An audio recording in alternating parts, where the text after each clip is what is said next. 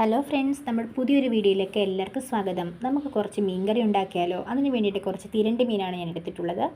ഈ തിരണ്ടി മീൻ എങ്ങനെ ഉണ്ടാക്കുന്നതെന്ന് നമുക്ക് നോക്കാം. കറി വെക്കുന്നത് അതിനായിട്ട് മുളകും മല്ലിയും വറുത്തെടുക്കണം. അതിലേക്ക് കുറച്ച് ഇഞ്ചി വെളുത്തുള്ളിയും കൂടെ ചേർത്ത് കൊടുക്കണം. പിന്നെ അല്പം കടുക് കൂടെ ചേർത്ത് കൊടുത്താൽ വളരെ നല്ല ടേസ്റ്റി ആയിരിക്കും.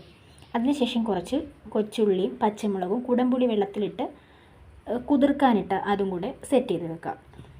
അതിനുശേഷം ചട്ടിയിലേക്ക് വെളിച്ചെണ്ണ ഒഴിക്കണം. പിന്നെ നമ്മുടെ സ്ഥിരം പരിപാടിയാണല്ലോ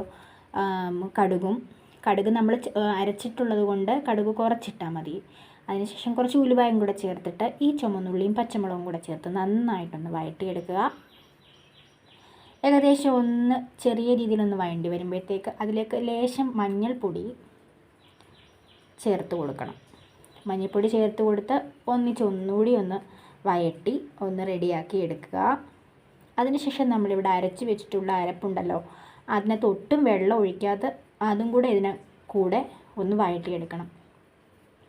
ഒന്ന് വഴണ്ട് വരുന്ന കഴിയുമ്പോഴത്തേക്കിന് കുറച്ച് വെള്ളം ഒഴിച്ച് കൊടുക്കണം. ആവശ്യത്തിന് ഉപ്പും ചേർത്ത് ഒന്ന് അടച്ച് വെക്കുക.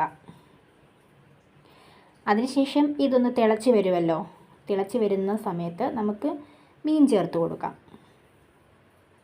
ഈ രീതിയിൽ മീൻകറി വെച്ചാൽ വളരെ നല്ല ടേസ്റ്റി ആയിരിക്കും. ഒരു 2-3 ദിവസത്തേക്ക് നമുക്ക് ചൂടാക്കി ഉപയോഗിച്ചാൽ മതി. ഒട്ടും കേടായി പോവുകയില്ല. പിന്നീട് നമുക്ക് കുറച്ച് സമയം കഴിഞ്ഞ് ഒന്ന് തുറന്ന് നോക്കാം. അപ്പോഴത്തേക്ക് നമ്മുടെ മീൻ ഇവിടെ നല്ല രീതിയിൽ തിളച്ചിട്ടുണ്ടാവും. തിളച്ച് നല്ല സെറ്റായിട്ടുണ്ടാവും.